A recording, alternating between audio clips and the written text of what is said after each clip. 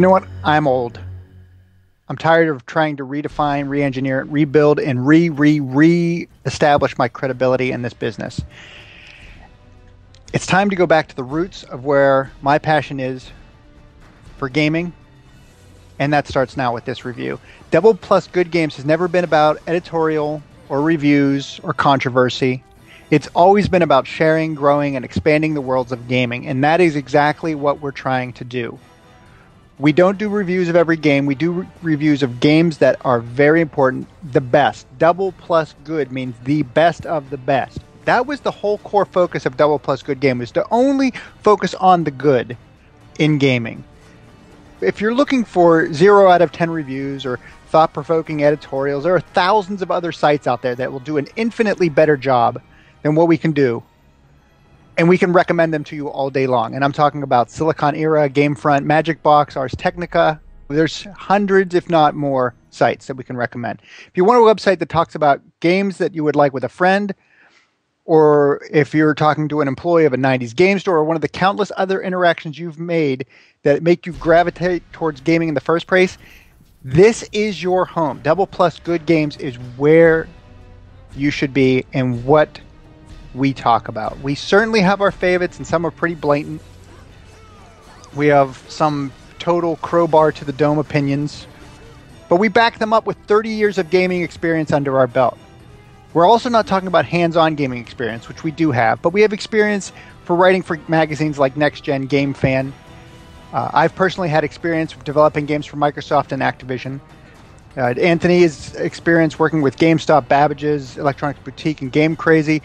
If it has to do with games, we've got experience in some facet of it, and we're just here to talk, educate, and share this experience with the subset of gaming that wants to hear of the good, plus good, and double plus good that this industry has to offer, over the hate, grandstanding, doom, and conjecture that currently populates this place online.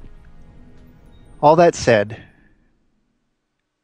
and saying that we don't do a review and then, of course, giving it a 10 out of 10, I know that how hypocritical that is. It's absolutely hilarious, but if you want a great review, Destructoid, Chris Carter at Destructoid does a great job of covering this.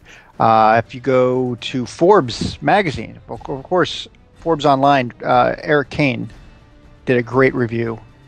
And even Gaming Nexus, they bring up some great points that you used to see in magazines like Next Gen and Game Fan that talk about the experience, that bring to the table not personal opinion, but bring to the table other games that people who have been looking for 2D side-scrolling beat-em-up games or would be interested in. And that's Guardian Heroes, Sacred Citadel, the D&D series, Streets of Rage, all of these titles that we've been waiting for to see someone treat that with the respect that it deserves. And Vanillaware has done an exceptional job in that. The game is a classic right out of the gate. This will be one of those titles that will be looked back on as a benchmark for years to come. The reviews will be forgotten. The game will stay at the forefront of people's minds. And people will say, like, I can't believe I didn't have it. It'll have the same feeling, I believe, that a Shadow of the Colossus or Eco, where it will have this massive cult following. Chris Carter of Destructoid started his review out saying that you're not going to find any controversy here. They are going to judge the game by its own merits as a video game. And if you can do that, if you can get out of the mire and the muck and the grandstanding and the platforming that has been prevalent in most video game reviews, and of course the defending too, if you can get beyond that and get into a game, you are going to be treated to an unbelievably gorgeous looking 2D side-scrolling beat-em-up on both PS3 and Vita. The only ding I'll give it is that it's, and this is from a consumer standpoint, is that it's not cross-buy. So you will have to buy both versions.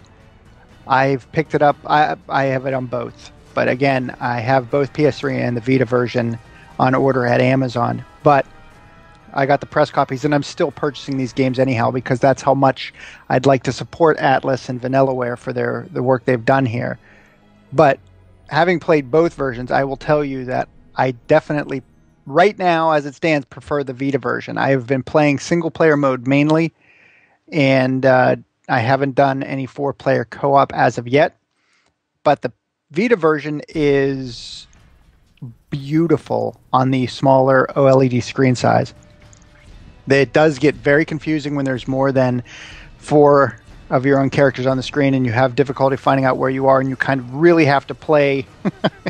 You have to know what you're doing, where each of your moves are going to have you wind up, so you don't get lost in the mix-up.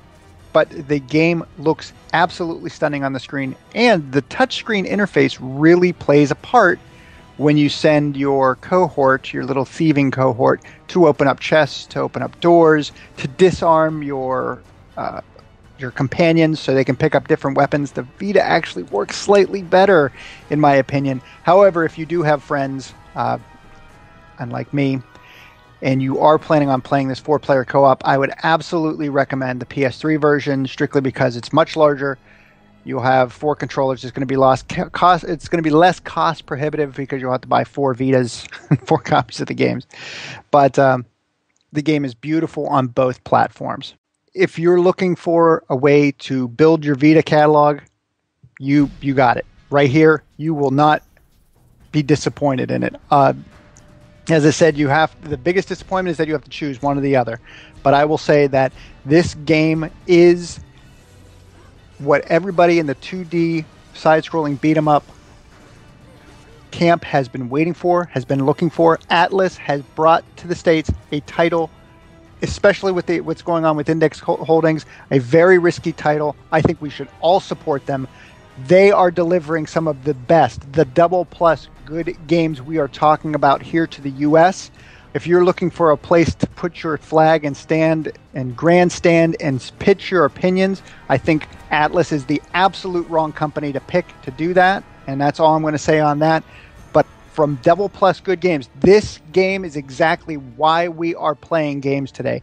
This game has brought back some of the 16-bit era loveliness and fun of gaming.